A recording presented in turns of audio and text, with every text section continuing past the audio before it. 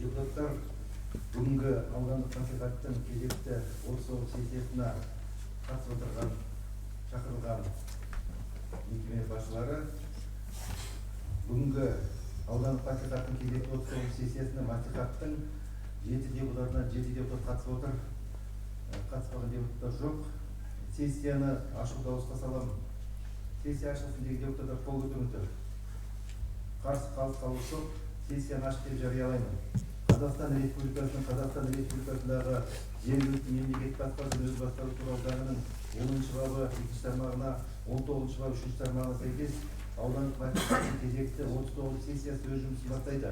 Қазақстан Республикасындағы жергілікті мемлекеттік басқарудың өз басқару туралы заңының 11-ші бабы негізінде кезекті сессияға Күршім ауданының әкімі Ержан Қанатбеков Әлбеков, аудан әкімінің орынбасарлары, ауыл округ әкімдері, аудандағы мекеме бөлім басшылары, қоғамдық ұйым, ақпарат құралдарының өкілдері қатысып отыр. Сессия отырысы тікелей эфирде көрсетілуде. Құрметті депутаттар, аудандық мәслихаттың бекітілген жұмыс жоспарына сәйкес сессияның күн тәртібіне енгізілген мәселелер бірлескен тұрақты комиссияның отырыстарына қаралып, талқыланып сессияға шығаруға мақұлданды. Атап айтқанда, бірінші Күршім ауданы әкімінің өзіне жүктелген функциялар мен міндеттерін орындау туралы есебі Ержан Қанатбеков Әлбеков Күршім ауданының әкімі. Екінші, бюджет экономикалық реформалар, агроөнеркәсіптік кешені, экология және қоршаған ортаны қорғау мәселелері жөніндегі тұрақты комиссияның есебі Достық Дәулетшарұлы Қатанов, тұрақты комиссияның төрағасы. Үшінші, Қазақстан Республикасының еңбек нарығын дамытудың 24-29 жылдан алған тұжырымдамасының 2024 жылғы аудандағы атқарылған жұмыстар және 2025 жылы қойылатын талапқа қойылатын міндеттер туралы. Мейрамбек Кенжехан аудандық жұмыспен қамту және әлеуметтік бағдарламалар бөлім басшысының міндетін атқарушы. Төртінші, өмірлік қиын жағдайдың туындауына байланысты әлеуметтік көмек көрсету көмеккөр адамның өтінішін қарау бойынша арнайы комиссияның құрамы туралы. Мейрамбек Кенжеханов аудандық жұмыспен қамту және әлеуметтік бағдарлама бөлім басшысының міндетін атқарушы. Бесінші, Күршім ауданы әкімдігі жанындағы құқық бұзушылықтың профилактикасы жөніндегі ведомствоаралық комиссияның құрамына өзгеріс туралы. Данияр Талғат Әлбеков аудан әкім аппаратының жалпы бөлім басшысы. Алтыншы, әйелдер істері және отбасылық демографиялық саясат жөніндегі аудандық комиссия құру туралы. Арайлым Сейтқамзақызы Қасымбаева аудандық саясат бөлім басшысы. Жетінші, Күршім ауданы әкімдігі жанындағы мемлекеттік рәміздер жөніндегі кеңестің құрамы бекіту туралы. Арайлым Сейтқамзақызы Қасымбаева аудандық саясат бөлім басшысы. Сегізінші, аудан әкім жанындағы діни бірлестіктермен байланыс жөніндегі кеңес туралы. Арайлым Сейтқамзақызы Қасымбаева аудандық саясат бөлім басшысы. Тоғызыншы, аудан әкімі жанындағы жастар мәселелері жөніндегі кеңес құрамы бекіту туралы. Арайлым Сейтқамзақызы Қасымбаева аудандық саясат бөлім басшысы. Оныншы, Күршім аудандық мәслихатының 24 жылғы 25 желтоқсандағы 31-4 2020-27 жылдарына алған Күршім ауданы бюджет туралы шешім өзгерту туралы Гүлзира Құмарғазы Жанаева аудандық экономика және қаржы бөлім басшысы. 11-ші, аудандық бюджеттік комиссияның жаңа құрамын бекіту туралы Гүлзира Құмарғазы Жанаева аудандық экономика және қаржы бөлім басшысы. 12-ші, аудандық және учаскелік сайлау комиссияларын сайлау туралы Күршім аудандық мәслихаттың 23 жылғы 26 желтоқсандағы 14-23 өзгеріс туралы. Жансая Рахымжанқызы Домбаева аудандық аумақ сайлау комиссиясы хатшысы. 13, жер учаскелерін табыстау үшін құрылған комиссияның құрамын өзгерту туралы. Соңғы Сайыпшылы Қарағызов аудандық жер қатынастар бөлім басшысы. 14-ті, Күршім ауданының аумағында өлшеу салықтың арнаулы салық режимін қолдану кезінде салық ставкасының мөлшерін төмендету туралы Ришат Дәулетханұлы Искаков аудандық кәсіпкерлік және ауыл шаруашылығы бөлім басшысы. Енді құрметті депутаттар, осы 14 сұрақты тұратын күн тәртібін бекіту дауысқа саламын. Кім қолдайды? Қарсы қалушы жоқ, күн тәртібі бекітілді. Енді сессияны жүргізу регламентін бекітуіміз керек. Бірінші, үшінші мәселелер бойынша баяндамашыларға 15 минутқа дейін, төртінші, 14 мәселелер бойынша 5 минутқа дейін. Анықтама хабарламалар 3 минут дауысқа саламын. Кім қолдайды? Қарсы қалушы жоқ, регламент бекітілді. Құрметті депутаттар, аудандық мәслихаттың регламентіне сәйкес санақ комиссиясына қатысуды сайлауымыз қажет. Санақ комиссиясы құрамына депутаттар Ләззат Құмарқызы Құмарованы, Достық Дәулетшарұлы Қатановты, қатысушылық тобына Арымбек Ахманов Қабдуллинді, Қанат Мұхамедқызы атап ұсынамын.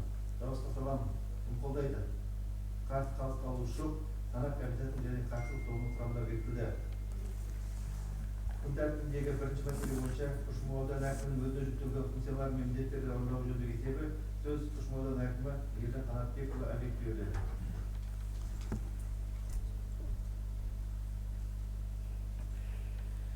Қайырлы күн, құрметті депутаттар, сессияға қатысушылар.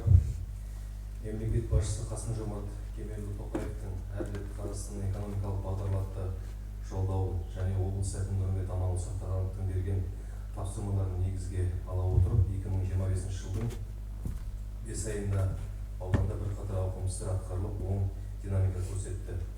2025 жылдың 5 айындағы көрсеткіштердің барлық пайыздарын тоқталмай ақ қойып, цифрларға ол тұр, нақты істелген жұмыстарға тоқталып кетсек. Ауыл шаруашылығы саласы бойынша аудан бойынша көктемгі дала жұмыстары қарқынды жүргізіліп, бүгінгі күнге жоспар тапсырма 23,2 мың гектарға орындалды. Негізгі жоспар тапсырма 20,6 мың гектар. Өткен жылмен салыстырғанда өсім 1,7 мың гектар немесе 107%-ға орындалды. Бірақ бұл біздің аудан бойынша әлі де аз деп мен санаймын, себебі бұл 23,2 гектардың басым бөлігі екпе шөптер ғана. 11 мың гектар жер жыртылды, онда 3 мың гектар жерге жаздық дақылдар себілді. Биыл Маралды ауылдық округі Текен учаскесінде орналасқан егістік алқаптарына 750 гектар рапс дақылы егілді. Сонымен қатар Күршім, Сарөлем, Құйған ауылдық округтерінен 1050 гектар күнбағыс дақылы егілді. 2025 жылы жол картасына сәйкес ауданда су үнемдеу технологиясын орнату алаңын 2700 гектарға жеткізу жоспарланды. Әрине бұны орындау өте қиын. Қазіргі күнге нақты су үнемдеу технологиялары орнатылған алаң небәрі 265 гектар ғана. 2025 жылғы көктемгі егіс жұмыстарын жүргізу үшін Госагро порталы арқылы 3 ауылдық округтен 6 шаруа қожалығы 83,8 тонна дизель отынына өтінім беріп, бүгінгі күнге 2 шаруа қожалығы 16,1 тонна жеңілдетілген дизель отынын тасымалдап алды. Мемлекеттік қолдау бағдарламалары. Жыл басынан бері мемлекеттік қолдау бағдарламалары арқылы 32 кәсіпкерге 242 миллион теңге көлемінде қаржы бөлінді. Атап айтқанда, ауыл аманаты бағдарламасы бойынша 10 жоба 77,8 миллион теңге несие қаражатын беруге құжаттама мақұлданды. Кең дала бағдарламасы бойынша 2 жоба иесіне 26,6 миллион теңге несие қаражаты берілді. 7 жоба иесіне 11 миллион теңге қайтарымсыз негізде грант қаражаты бөлінді. 13 шаруа қожалықтары лизингке 13 бірлік ауыл шаруашылығы техникасын 126,6 миллион теңгеге сатып алды. Туризм саласы бойынша ауыл аманаты бағдарламасы аясында жалпы сомасы 27 миллион теңге болатын 2 жоба бүгінгі күнге мақұлданып тұр. Сондай-ақ ағымдағы жылы Атамекен қолының учаскесінде жаңа туристік жобаны іске асыруға қонақ үйді салу, яғни өтінім берілді. Онымен қатар ауыл аманаты бағдарламасы аясында қаралу үстінде тағы да 5 жоба тұр, ол 98,6 миллион теңгеге. Сонымен қатар Құйған ауылында Бұқтырма су қоймасының жағалауында Иб Алексеев 2024 жылы қонақ үйлердің құрылысын жүргізіп, 2025 жылы пайдалануға берді. Бұқтырма су қоймасындағы көпір маңында абаттандыру және демалыс сауда орындарын салу жоспарлануда. Қазіргі күнде жобасы жасалынып жатыр. Жер қатынастары саласы. 2025 жылы жоспар бойынша 15 мың гектар пайдаланылмай жатқан және нысаналы мақсаты бойынша игерілмей жатқан жер учаскесін қайтару тапсырылған. 1-90-ға 3,2 мың гектар қайтару жоспарланып, 5 айына жалпы ауданы 4,8 мың гектар, оның ішінде 101,6 гектар егістік, 314 шабындық, 4,273 гектар жайылым, 118 гектар басқадай 36 жер учаскесі мемлекеттік меншігіне қайтарылып, бекітілген жоспар 154%-да орындалды. Жұмыспен қамту 2025 жылы өңірлік жұмыспен қамту картасы шеңберінде 787 жұмыс орнын, оның ішінде 404 тұрақты, 383 уақытша құру жоспарланып, іс жүзінде 313 жұмыс орны ашылды, немесе жылдық жоспар 40%-ға орындалды. Облыстық көрсеткіш 26%. Жылумен қамту 2024 жылға Күршім мемлекеттік коммуналдық кәсіпорнына қажетті 4902 тонна тас көмірге Қаражыра акционерлік қоғамымен және тасымалдаушы мекеме Ертіш Транс жауапкершілігі шектеулі серіктестігімен келісім шарттар жасалды. Күршім ауылына Қаражыра акционерлік қоғамынан бір тонна көмірді жеткізу құны 17.595 теңгені құрайды. Ауданның жылумен жабдықтау жүйесі ұзындығы 7,9 шақырым жылу желілері бар, 4 орталықтандырылған қазандық жұмыс істеп тұр. Өткен жылы 9 үй, 36 көпқабатты үй болса, оның 9-ы қосылған. Орталықтандырылған жылуға биыл жұмыстар уақытында аяқталған жағдайда тағы да 13 үйді қосу жоспарланып отыр.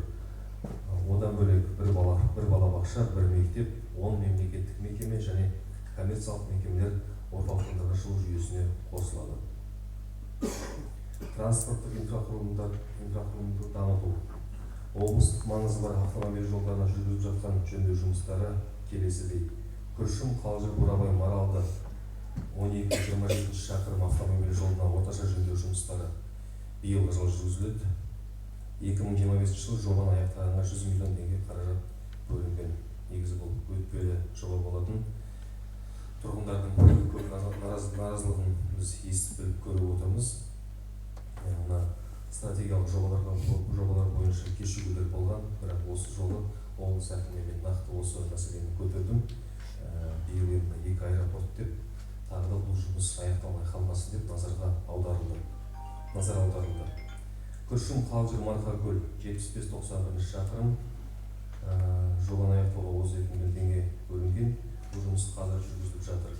Сондай-ақ Күршім, Қалжыр, Ақсуат 37-47 шақырым автомобиль жолына орташа жөндеу жұмыстары жүргізіледі. Мердігер ұйым СК Қазалем жауапкершілігі шектеулі серіктестігі 2025 жылы жобаны бастағанға 218 миллион теңге бөлінді.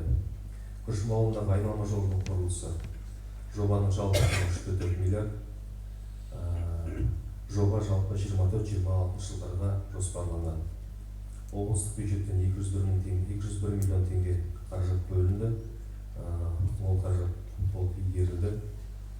Бүгінде құрылыс монтаждау жұмыстары атқарылуда. 8 шақырым жол тағаны салынды. Жолдың құрылыс барысы толығымен бақылауда. Сондай-ақ Алғабас ауылындағы Ебежан көшесі 700 метр орташа жөндеу жұмыстары жүргізілуде. Бұдан бөлек Шәкәрім көшесі, Күршім ауылындағы 2,6 шақырым, Зангина көшесі 1,8, Буражанов көшесі 1,4 шақырым жолдарына орташа жөндеу жұмыстары биыл аяқталу жоспарлануда. Қазір Шәкәрім көшесінде жамау жұмыстары толыққанды аяқталды. Енді жақын арада асфальт төсеу жұмыстары басталады. Жалпы 2025 жылы аудандық маңызы бар жолдарды күтіп ұстауға 213 миллион теңге қарастырылған. Жалпы ұзындығы 134,4 км болатын аудандық маңызы бар жолдарда қауіпсіз және үздіксіз қозғалыс қамтамасыз етіледі. Тұрғын үймен қамту бір қабатты шығыс бағдарламасы өткен жылы 30 үй салынып, биылғы жылы қолданысқа беріліп жатыр.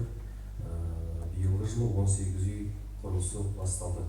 Қосымша тағы да 11 үйге тапсырыс бердік. Оның 6-ы қамтылану үстінде. Сумен қамтамасыз ету. Күршім ауылындағы су құбыр желілері қайта жаңарту жобасы іске асырылуда. Өздеріңіз білетіндей 4 миллиард теңге көлемінде болған, бірақ корректировкадан кейін жобаның құны қазіргі күні 6,7 миллиард теңгеге өсіп отыр. Жоба 2023-2026 жылдарға жүзеге асырылады. Сонымен қатар Барақ-Батыр ауылындағы су құбыр желісінің құрылысы жобаның құны 742 миллион теңге, келісімшартқа сәйкес жоба құны 716 миллион теңге. Жоба 2020-2025 жылға өтпелі. Биыл бұл жұмыс 100% аяқталып су берілуі тиіс. 2024 жылы республикалық бюджеттен 305 миллион теңге және қосымша облыстық бюджеттен 250 миллион теңге бөлінді. Бұдан бөлек 2025 жылы Күршім аймағының 3 елді мекені Үшбұлақ, Бірлік, Мөлковая орналасқан блок модульдік станцияларының су құбырын кеңейтіп, қосымша құдықтар орнату жұмыстары Мөлковаяда басталды. Үшбұлақ пен Бірлік ауылында шілде айының ішінде жүргізілетін болады. Құрылыс, жарықтандыру, абаттандыру жұмыстары. Биыл Юрий Гагарин атындағы нөмір 1 Күршім орта мектебіне спорт залы құрылысы жобалық сметалық құжаттамасы әзірленді. Жобаның жалпы құны 324 миллион теңгені құрайды. Спорт залының құрылысы 25-26 жылдарда іске асыру жоспарлануда. Мемлекеттік сатып алу порталынан конкурс өткізілуде. конкурс аяқталғаннан кейін жұмыстар басталатын болады. 2025 жылы Бурабай, Қыстау Күршім, Ақсуат және Күршім ауылының Малтыбаева, Ебежанов көшелерін жарықтандыруға, ауыл көшелерін жарықтандыруға жергілікті бюджеттен 145,7 миллион теңге бөлінді.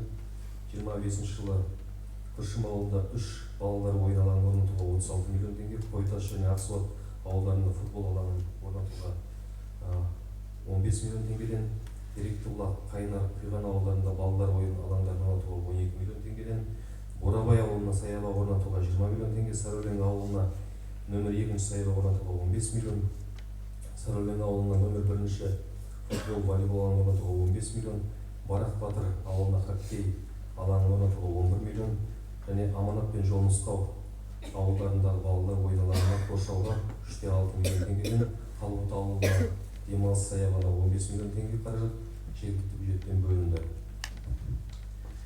Интернет желілері бойынша өткен жылы орнатылған 4 антенна модульді вышкалар Росреестрға өтті. Қазір операторлармен келісімсөздер жүргізілуде.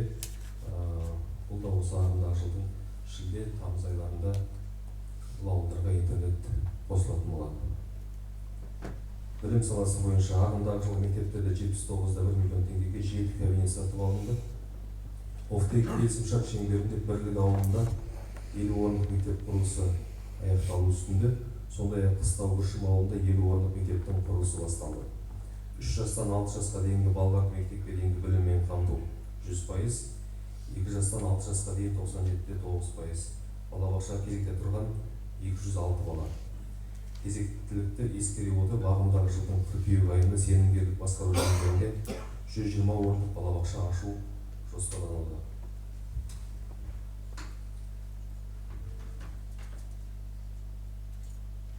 Денсаулық сақтау саласы бойынша ауданда халыққа медициналық көмекті аудандық аурухана, 3 дәрігерлік амбулатория, 2 фельдшерлік акушерлік пункт, 13 медициналық пункт және жеке үй-жайда 1 медицина қызметтері қызмет көрсетеді. Биылғы жылы аудандық ауруханаға күрделі жөндеу жұмыстары 311 миллионға жұмыстары басталды. Сонымен қатар лифт жөндеуге 93 миллион теңге қарастырылған. Қазір конкурстық тапсырулар жүргізілуде. Және Ақсуат ауылына медпункт салу офтек контракт арқылы жоспарланып отыр. Қазір инвестормен келіссөз жүргізілу аяқталуда. Жобаның келісім өткеннен кейін ол жұмыстар басталады. Құқық қорғау саласы 2025 жылдың 5 айында тиісті профилактикалық шараларды орындау нәтижесінде өткен жылдың сәйкес кезеңімен салыстырғанда тіркелген қылмыстар 52,9%-ға төмендеп отыр. Яғни 6 қылмыс тіркелген. Қоғамдық орында 7 қылмыс тіркелген. 24 жылы 34 болған. Қоғамдық орында 24 жылы 13 қылмыс тіркелген болатын. Аудандық қоғамдық саяси және діни ахуал тұрақты. Аудан әкімдігі орталық атқарушы органдардың мекемелерімен, аудандық маслихат депутаттарымен, аудандық қоғамдық кеңеспен және басқа да аудандағы қоғамдық ұйымдармен бірлесе ынтымақтастықпен жұмысымызды жалғастыратын боламыз. Қысқаша жұмыстарға тоқталдым. Тыңдағандарыңызға рахмет. Сұрақтарыңыз болса жауап берейін. Баяндама аяқталды. Сұрақтарыңыз бар ма? Сонда үш көшеміз толыққан аспект келеді, Шәкәрім, Оражан, Заңина. Өткен жылы 189 миллионға келісімшарт жасалып, мердігер оңтүстік өңірден ұтып алған.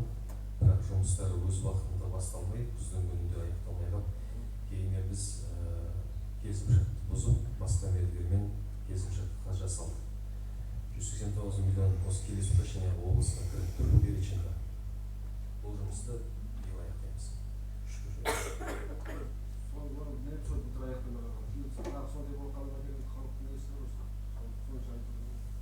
Биыл асфальт салды. Содан кейін мына тағы сұрағы мына балаларға спорт алаңдарын салып жатырмыз ғой көшеде. Бұл спорт алаңдары қазір жоқ емес, бәр жерде салынып жатыр ауылда, көшеде. Бірақ соның салынған сол спорт алаңдары тозып жатыр қазір. Соның кіттей мына тазалық пен кіттей тәртіпті жағын қадағалауды біліп көрсеңіз. Тиісті орындарға. Бұған дейін де мен біраз ойын алаңдарын, спорт алаңдарын аралағам. Мен сізбен толық келісем. қандай жағдай болғанын көзіммен көрдім. Біразын тазалаттық та жаңа ғана бүгін таңертең аппараттық кеңесте тапсырма берілді округ әкіміне. Әр ойын алаңы 12 ойын алаңы бар екен. Білім саласындағы барлығын теңгерімде тұрып, келесі жылға 100-200 мың теңгеден болсын жаңағы әктеу, сырлау сияқты тазалау жұмыстарына қаражатты қарастыру керек. Бұған дейін ол қарастырылмаған екен. Сондықтан келесі дүйсенбіде ол кісіге тапсырма берілді. Барлығын фотомен слайдқа көрсетіп, қандай жағдайда бақылауға. Бір сұрақ. Бұл теректі уақытта екі үй салынған ғой. Біреу жаңа біздің ауылдың ақылаты біреу қабылданды деп шыққан сатып алынды. Бірақ оған тұрған 4 баласы бар семья қыста от жағылмай қайта шығып кетті. Системасы дұрыс емес деп от жанбайды. Екіншісі бітпеген ана жартылай істегенде жартылай тастаған. Оны қалай істеуге болады? Өткен жыл салынған үйлерді? Өткен жыл салынған бастап біреуі кеткен, біреуі бітпеген. Енді оған айтады, анау мектепте істеп жүрген Бақытбек деген 4-5 баласы бар бір семьяны әкелейік десек, үй кетпейді. Ол келуге дайын. Ондай нені жібермеу керек. Жақсы, егер өткен жылы салынған үйлер болу керек, өткен жылы салынған болса, мердігерге қайтадан тапсырма береміз. Оның жаңағы кепілдік уақыт, гарантиялық уақыты бар, қайтадан қалпына келтіру бойынша. Бірақ жаңағы кіріп шығып кеткен кісінің тұрғандағы уақытын қарау керек. Ол үшін ол сол керекті уақыт екен, әлі әкесінің үйіне кіріп алыпты, ал үй дұрыс бітпеген система несі орта дұрыс жағылмағаннан кейін ол әкесінің үйіне көшіп алды. Енді ағам дұрыстап істеп берсін. Екінші үй бітпей тұр, анау бір 5 баласы бар семья келгелі тұр дейді, анау үйді бітіріп берді. Жақсы, онда бітпей тұрған үйді мен комиссияны қарадым. Мердігермен сөйлестім. Бүгін Бурабайдың көшесіндегі асфальт Бурабайдың көшесіндегі асфальт бүгін ғана бағанамен тағы да сұрадым қосымша. Ұтып алған кампус мойындауымыз керек, жаңағы асфальттың көлемі дұрыс есептелмеген екен.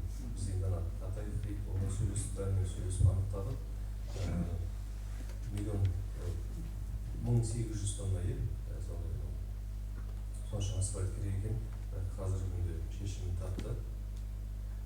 Осы уақыттың ішінде асфальт қайтадан тасып апарады. Үлгірісі осы уақыттың аяғы кемінде келе жатқан басында қайтадан салып жалғастырады.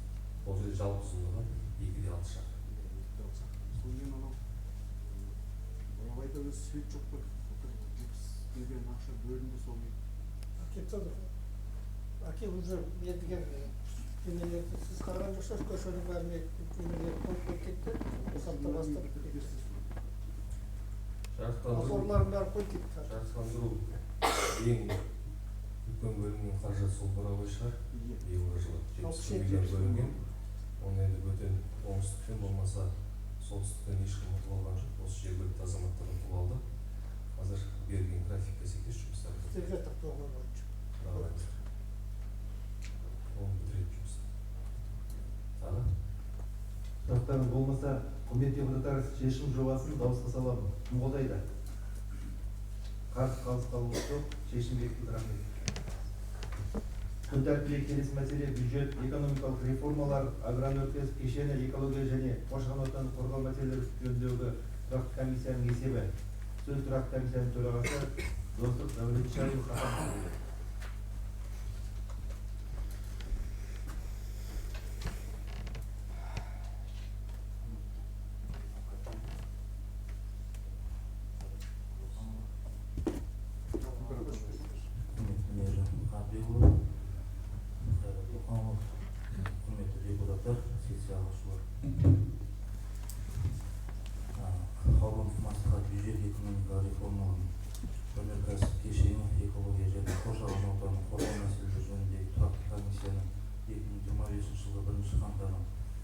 қаңтарынан 2025 маусым аралығындағы есепті кезеңдегі жұмысымен таныстыруға рұқсат етіңіздер. Комиссия құрамында 3 депутат жұмыс істеді. 2025 жылдың есепті кезеңінен бері тұрақты комиссия 5 отырыс өткізіп, онда жоспарлы 4 жоспардан тыс мәселелер қаралып, аудандық мәслихат сессиясына енгізілген 36 шешім жобасы талқыланды. Кезекті сессияның тұрақты комиссия отырысында аудандық экономика және қаржы бөлімінің 2024 жылға арналған аудандық бюджеттің атқарылу туралы есебі және Шығыс Қазақстан облысы бойынша тексеру комиссиясының 2024 жылға аудандық бюджеттің атқарылуын бақылау нәтижелері туралы есебі қаралды. Есепті кезеңінде 2025-27 жылдарға арналған Күшім ауданының және аудандық округтің бюджеттің бекітіліп, аудандық бюджетке 2 мәрте ауылдық округтердің бюджетіне 2 мәрте өзгерістер енгізіп, талқыланып сессия бекітілуіне ұсынылып отырылды. Сондай-ақ комиссия отырысында 2025 жылы көктемгі су тасқынына қарсы жүргізіліп жатқан жұмыстарды және осы жұмыстарды ұйымдастыру туралы 2024-25 жылдарда елді мекендерді абаттандыру, көгалдандыру, сумен, көше шамдарымен қамтамасыз ету, елді мекен ішіндегі жолдарды жөндеу, транспорттық инфрақұрылымды дамыту жұмыстары жөніндегі есебі, Күшім ауданы бойынша тұрғын үй сертификаттарының мөлшерін және алушылардың санатының тізбесін айқындау туралы, Күшім ауданы бойынша халық үшін тұрмыстық қатты қалдықтарды жинауға, тасымалдауға, сұрыптауға және көмуге арналған тарифтерді бекіту туралы, Күшім ауданы бойынша коммуналдық қалдықтарды түзілу және жинақтау нормалары бекіту туралы аудандық бюджет комиссиясына жаңа құрамын бекіту туралы, жер учаскелерін табыстау үшін құрамын құрылған комиссияның құрамын өзгерту туралы, Күшім ауданы әкімдігінің дербес құрамына келісім беру туралы, төтенше жағдайлардың алдын алу мен оларды жою жөніндегі аудандық комиссияның дербес құрамы туралы, аудандық округтік сайлау және учаскелік сайлау комиссиясының құрамдарына өзгерістер енгізу туралы тағы басқа мәселелер қаралып, сессияның қарауына ұсынылды.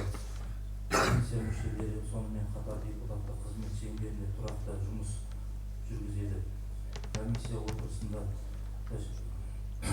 отырыстарында жергілікті атқарушы органдармен өзара іс-қимыл жасау кезінде жергілікті атқарушы органдардың өмірдің барлық салаларына қатысты мәселелер қаралады. Атап өтсек, көше шамдарын орнату, көшелерді жарықтандыру, елді мекендерді абаттандыру, санитарлық тазарту мәселелері, жолдарды жөндеу және тағы да басқа сұрақтар. Бүгінгі күні әр депутат өз сайлау учаскелерінде қарасты сайлаушылармен ең өзекті маңызды сұрақтарға ерекше назар аударады және атқарушы органдармен бірлесіп оларды шешу жолдарын табуға тырысады.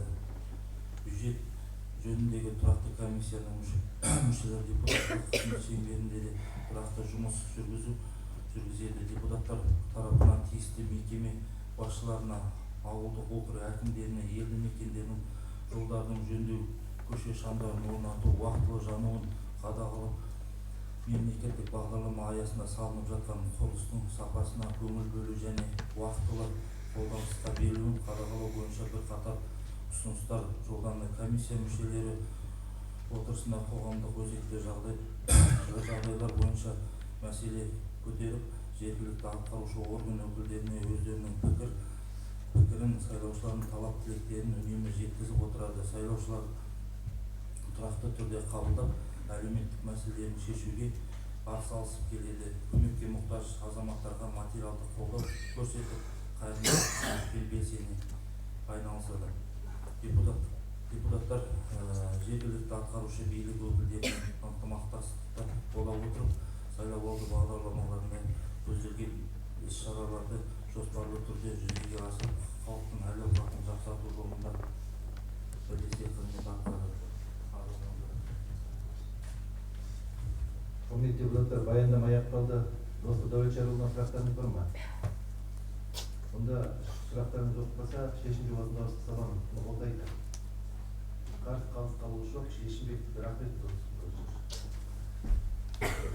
Күн тәртібіне келесі мәселе Қазақстан Республикасының еңбек нарығын дамытудың 24-29 жылдарға арналған тұжырымдамасының 2024 жылы ауданда атқарылған жұмыстар және 2025 жылы қойылатын міндеттер туралы сөз аудандық жұмыспен қамту әлеуметтік бағдарлама бөлімі басшысы міндетін атқарушы Мейрамбек Телеқанұлы беріледі. Құрметті Мейрам Қанатбекұлы, Қайрат Тоқанұлы, құрметті депутаттар, мәслихат сессиясына қатысушылар. Қазақстан Республикасының еңбек нарығын дамытудың 2024-2025 жылдарға арналған тұжырымдамасының 2024 жылы ауданда атқарылған жұмыстары және 2025 жылға қойылған міндеттері туралы. 2024 жылы өңірлік жұмыспен қамту шеңберінде 883 жұмыс орны, оның ішінде 594 тұрақты, 289 уақытша құру жоспарланып, 500-де 1163 жұмыс орны құрылды. Жылдық жоспар 108% орындалды. Бос жұмыс орындарына 257 адамды тұрақты жұмыстарға орналастыру жоспарланып, 500-де 545 адам жіберілді. Жоспар 212% орындалды. Облыстық көрсеткіш 121%. Халықты әлеуметтік осал топтарына 10 грант, 400 айлық есептік көрсеткіш мөлшерінде беру жоспарланып, 500-де 10 грант берілді. Немесе жылдық жоспар 100% орындалды. Грант қаржы төмендегі санаттағыларға берілді. Көп балалы отбасылар 4 адамға, мүгедек бала асырап отырғандар 2 адамға, қоныс аударушы 1 адамға, асыраушынан айырылған 1 адамға берілді. Гранттық қаржы алған адамдар 1 адамға, құс өсіруге 9 адамға, құрал жабдық сатып алуға берілді. Субсидияланатын жұмыс орындары бойынша 210 уақытша жұмыс орны құру жоспарланып, 376 жұмыс орны ашылды. Жоспар 179% орындалды. Қоғамдық жұмысқа 139 адам жіберу жоспарланып, 195 адам жіберілді. Жоспар 140% орындалды. Әлеуметтік жұмыс орындарына 9 адам жіберу жоспарланып, 9 адам жіберілді. Жастар практикасына 28 адамды жіберу жоспарланып, 27 адам жіберілді. Алғашқы жұмыс орнына 8 адам жіберу жоспарланып, 6 адам жіберілді. Жоспар 75% орындалды. Күміс жас жобасына 24 адам жіберу жоспарланып, 24 адам жіберілді. Ұрпақтар келісімшарт жобасына 1 адам жіберу жоспарланып, 1 адам жіберілді. Жоспар 100% орындалды. Сонымен қатар қысқа мерзімдік курс бойынша 20 адамды оқыту жоспарланып, Күршім білім беру мекемесі кәсіби техникалық оқыту орталығы арқылы 20 адам оқуға жіберілді. Оқу аяқтағандардың барлығы тұрақты жұмысқа орындалды, немесе 100% құрады. 2024 жылы Күршім ауданына барлығы 52 адамды көшіріп әкелу жоспарланған. Олар еңбек күші артық өңірден 24 адам, шет елден 28 қандас. Еңбек күші артық өңірден Күршім ауданына 7 отбасы 35 адам, Қытай Халық Республикасынан 6 отбасы 19 қандас көшіріліп әкелінді. 2025 жылға қойылған міндеттері: 2025 жылы өңірлік жұмыспен қамту картасы шеңберінде 787 жұмыс орны, оның ішінде 404 тұрақты, 383 уақытша құру жоспарланып, бүгінгі күні 313 жұмыс орны құрылды. 99 тұрақты, 214 уақытша. Немесе жылдық жоспар 40% орындалды. Облыстық көрсеткіш 26%. Бос жұмыс орындарына 257 адамды тұрақты жұмыстарға орналастыру жоспарланып, бүгінгі күні 63 адам жіберілді. Субсидияланатын жұмыс орындары бойынша 291 уақытша жұмыс орындары құру жоспарланып, бүгінгі күні 209 жұмыс орны ашылды. Жоспар 72% орындалды. Халықты әлеуметтік осал топтарына 14 грант, 400 айлық есептік көрсеткіш мөлшерінде беру жоспарланып, маусым айында 7 гранттық жоба мақұлданды. Қалған 7 грантты тамыз айында қаралады. Ұлттық жобалар шеңберінде ауданда жүзеге асырылған 11 инфрақұрылымдық жоба бойынша 92 жұмыс орындарын құру жоспарланып, бүгінгі күні 9 жұмыс орны, 4 тұрақты, 5 уақытша ашылды. Жоспар 10% орындалды. 2025 жылы Күршім ауданына барлығы 52 адамды көшіріп әкелу жоспарланды. Еңбек күші артық өңірден 24 адам шет елдерден 28 қандас. Бүгінгі күні еңбек күші артып өнерден Күршім ауданына 6 отбасы 23 адам қоныс аударып келді. 2025 жылға қойылған жоспар көрсеткіштердің барлығы жыл соңына дейін толық орындалады. Құрметті депутаттар, баяндама аяқталды. Мейрамбек Кенжеханов, сұрақтарыңыз бар ма? Бұл мәселе тұрақты комиссия отырысында жан-жақты қаралып талқыланды.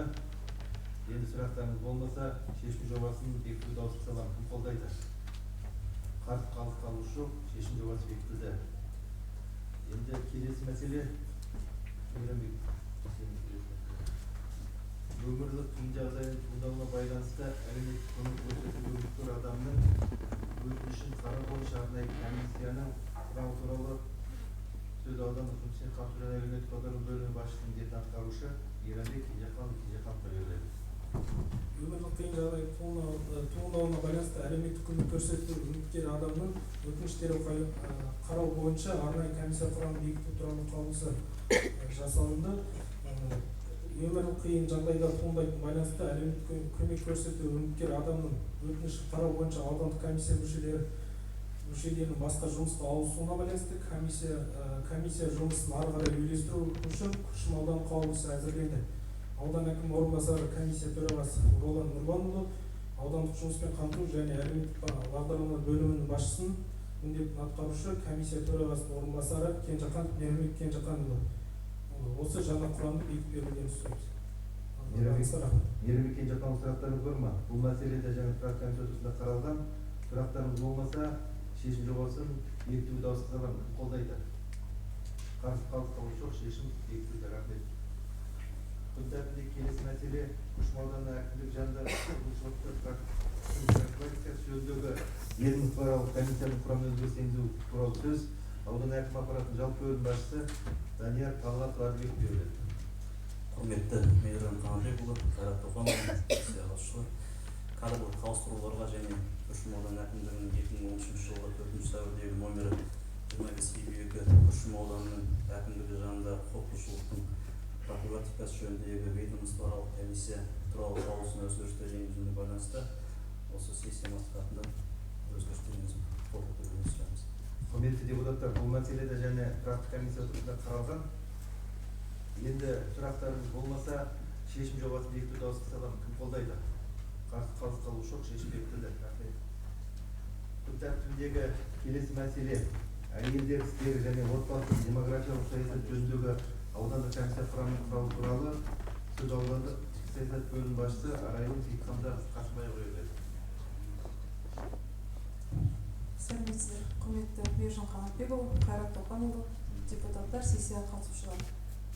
Әйелдер істері және отбасылық демографиялық саясат жөніндегі құрылған кеңестің жаңа құрамы туралы Күршім ауданы әкімі және аудан әкімі орынбасарының ауысуына байланысты әйелдер істері және отбасылық демографиялық саясат жөніндегі аудандық комиссия туралы Күршім ауданы әкімдігінің 2024 жылғы 24 қаңтардағы 30 қаулының күші жойылып, жаңа құрамда бекітілді. Құраммен таныстырып өтейін бе? Жоқ, қажет емес. Бұл құраммен жаңа тұрақты комитеті танысқан. Енді құрметті депутаттар, шешім жобасы қолдарыңызда, дауысқа саламын. Кім қолдайды? Қарсы қалыс қалушы жоқ, шешім бекітілді. Күн тәртібіндегі келесі мәселе Күршім ауданы әкімдігінің жанындағы мемлекеттік рәміздер жөніндегі кеңестің құрамын бекіту туралы сөз аудандық ішкі саясат бөлім басшысы Арайлым Сейітханқызы Қасымбаеваға беріледі. Күршім ауданының әкімінің және аудан әкімінің ауысуына байланысты Күршім ауданы әкімдігі жанындағы мемлекеттік рәміздер жөніндегі кеңестің 2024 жылғы 24 қаңтардағы 31 қаулысының күші жойылып, жаңа құрамда бекітілу бойынша ұсынған құрамды таныстырып өтейін бе? Құрамды таныстырамыз. Жаңа тұрақты комиссия отырысында жан-жақты қаралды. Құрметті депутаттар, сұрақтарыңыз болмаса, шешім жобасын дауысқа саламын. Кім қолдайды? Қарсы қалыс қалушы жоқ, шешім бекітілді. Күн тәртібіндегі келесі мәселе аудан әкімдігінің жанындағы бірлестіктер мен байланыс жөніндегі кеңес туралы сөз аудандық ішкі саясат бөлімінің басшысы Арайлым Сейітханқызы Қасымбаеваға беріледі. Күршім ауданының әкімінің және аудан әкімінің орынбасарының ауысуына байланысты аудан әкімдігі жанындағы бірлестіктер мен байланыс жөніндегі кеңес туралы Күршім ауданы әкімдігінің 2024 жылғы 24 қаңтардағы нөмір 29 қаулысының күші жойылды. Аудан әкімі жанындағы жаңа кеңестің құрамы жаңа құрамда таныстырдым. Қажет болса таныстырайын ба?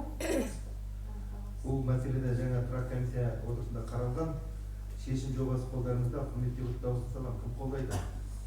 Қарсы қалыс қалу жоқ, шешім бекітілді. Күн тәртібіндегі келесі мәселе аудан әкімі жанындағы жастар мәселесі жөніндегі кеңес құрамын бекіту туралы. Сөз аудандық ішкі саясат бөлімінің басшысы Арайлым Сейітханқызы Қасымбаевқа беріледі. Күшім ауданының әкімі және аудан әкімі орынбасары ауысымына байланысты аудан әкімі жанындағы жастар саясат жөніндегі аудан әкімдігінің 2024 жылғы 24 қаңтардағы 29 қаулының күші жойылды. Аудан әкімі жанындағы жаңа жастар бірлестігі жөніндегі комиссия қайта құрамы қаралды.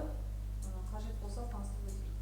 Аталған мәселеде бірлескен комиссияда отырысында қаралған шешім жобасын дауысқа саламын. Кім қолдайды? Қарсы қалыс қалу жоқ, шешім бекітілді. Рахмет. Құрметті депутаттар, күн тәртібіндегі келесі мәселе бойынша Күшім аудандық мәслихатының 24 жылғы 25 желтоқсандағы 31-4 2025 жылдарынан Күшім ауданы бюджет туралы шешімдер өзгерту туралы сөз аудан экономикалық қаржы бөлімінің басшысы Гүлзира Марғазықызы Жанаева беріледі. Құрметті Мейіржан Талапбекұлы, Қайрат Тоғанұлы, құрметті депутаттар және мәслихат сессиясына қатысушылар. Күшім ауданы 2025-27 жылдарға арналған бюджетін нақтылауға 2025 жылдың 12 маусымдағы өткен облыстық бюджетті нақтылауы негіз болып отыр. Аудандық бюджеттен 200 миллион теңге облыстық бюджетке қайтарылып отыр. Олар Қойтас ауылында көше шамдарын орнатылған 10 миллион теңге, Жұмысқа ауылындағы шағын футбол алаңын орнатылған 2 миллион теңге, тұрғын үй сатып алынған 18 миллион теңге, Қиған ауылында қолын қайта жаңғыртудан 30 миллион теңге, айналма жолын жүргізілген ведомстволық сараптама жасаудан 13 миллион теңге, бюджеттің кіріс бөлімінің 122 миллион теңге беріліп отыр. Республикалық бюджет қаражаты есебінен төмендегі трансферттер бөлінді. Үшбұлақ ауылының кіреберісіне су өткізгіш құбырларды орнатуға 7 миллион теңге, тұрғын үй сатып алуға 34 миллион 103 мың теңге. Облыстық бюджет қаражаты есебінен төмендегідей трансферттер қысқартылды. Күшім ауылына дене шынықтыру сауықтыру кешенін салудан 63 миллион 150 мың теңге. Ақсуат ауылына мал қорымын салудан 14 миллион 347 мың 500 теңге. Сарөлен ауылына мал қорымын салудан 13 миллион 817 мың 100 теңге. Бурабай ауылына мал қорымын салудан 14 миллион 140 мың 600 теңге. Маралды ауылына мал қорымын салудан 14 миллион 171 мың 700 теңге. Қиған ауылына мал қорымын салудан 13 миллион 815 мың 500 теңге. Құрметті депутаттар, аталған өзгерістер қолдауларыңызды сұраймын. Хабарлама аяқталды. Сұрақтарыңыз, ұсыныстарыңыз болмаса, бұл мәселеде және тұрақты комиссия отырысында қаралған шешім жобасын дауысқа саламын. Кім қолдайды? Қарсы қалыс қалу жоқ, шешім жобасы бекітілді. Күн тәртібіндегі келесі мәселе аудандық бюджет комиссияның жаңа құрамын бекіту туралы сөз аудандық экономика және қаржы бөлімінің басшысы Гүлзира Марғазықызы Жанаеваға беріледі. Аудандық бюджет комиссиясының жаңа құрамын бекітуге Күшім ауданының әкімінің орынбасарлары Ежінов Алмас Пернебекұлы мен Нұрланұлы Рауанның тағайындауы негіз болып отыр. Бюджеттік комиссияның жаңа құрамын бекітіп берулерін сұраймын. Енді бюджеттік комиссияның жаңа құрамы алдарыңызда, жаңа бұл мәселе тұрақты комиссия отырысында қаралған шешім жобасы бекітілді. Дауысқа саламын. Кім қолдайды? Қарсы қалыс қалу жоқ, шешім жобасы бекітілді. Рахмет. Күн тәртібіндегі келесі мәселе аудандық және учаскелік сайлау комиссияларын сайлау туралы Күшім аудандық мәслихатының 23 жылғы 26 желтоқсандағы 14-21 шешім өзгерісінің туралы сөз аудандық аумақтық сайлау комиссиясының хатшысы Жансая Рахымжанқызы Донбаеваға беріледі. Құрметті Мейіржан Талапбекұлы, Қайрат Тоғанұлы, мәслихат депутаттары, сессия қатысушылар. Қазақстан Республикасындағы сайлау туралы Конституциялық заңның 30 бабы 6 тармағы 2 бөлімінің 1 тармақшасына сәйкес және өтініштер негізінде Күшім аудандық аумақтық сайлау комиссиясы учаскелік сайлау комиссияның мүшелерін міндеттерінен босату және шығып қалғандардың орнына комиссия мүшелерін тағайындау туралы 2025 жылғы 19 сәуірдегі номер 3 қаулысын сіздердің назарларыңызға ұсынып бекітіп беруіңізді сұрайды. Жоқ, керек жоқ. Бұл мәселеде тұрақты комиссия отырысында қаралды, талқыланды. Енді шешім жобасы алдарыңызда. Дауысқа саламын. Кім қолдайды? Шешім жобасы, шешім бекітілді. Рахмет. Күн тәртібіндегі келесі мәселе жер учаскелерін табыстау үшін құрылған комиссияның құрамын өзгерту туралы сөз аудандық жер қатынастар бөлім басшысы Қуанасаев қарастырып берді.